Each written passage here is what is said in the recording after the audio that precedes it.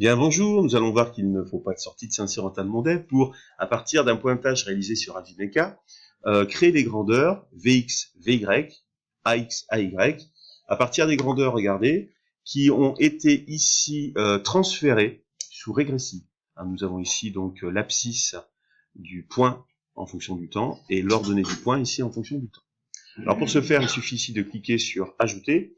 On voit le menu contextuel qui indique que l'on va créer une grandeur.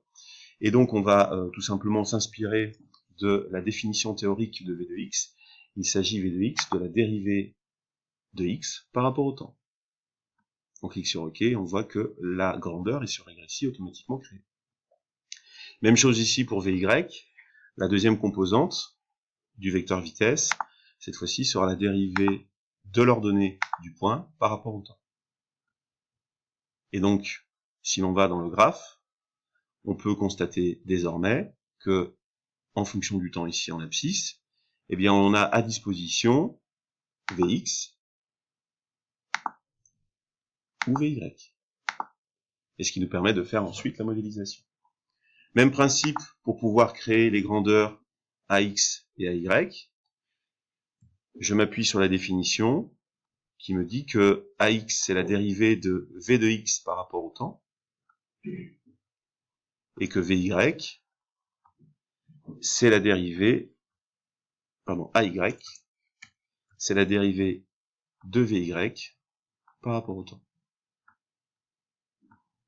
Ainsi, nous avons à disposition, dans les expressions ici, regardez, tout s'est créé automatiquement, nous avons donc à disposition, sur le graphe, eh bien, Ax et Ay, pour pouvoir, derrière, faire des modélisations. Alors, je voulais juste vous montrer une petite chose, c'est que si en ECE, vous voulez gagner du temps, si vous voyez, si je les supprime et que je fais la mise à jour, je repars sur le transfert de départ, eh bien, il me suffit de faire apparaître y en fonction voilà, en fonction de x, c'est-à-dire là, c'est ce qu'on définira tout à l'heure comme étant l'équation de la trajectoire, c'est la trajectoire. Et là, vous voyez qu'il y a un icône qui est apparu ici, qu'on appelle vecteur. Si vous cliquez sur vecteur et que vous faites afficher vecteur accélération, vecteur vitesse, automatiquement dans grandeur, tout a été créé. Donc ça vous permet quand même de gagner un temps précieux lorsque vous êtes en ECE, pour pouvoir ensuite afficher Vx en fonction du temps, Vy en fonction du temps, Ax en fonction du temps, et Ay en fonction du temps. Voilà, je vous remercie.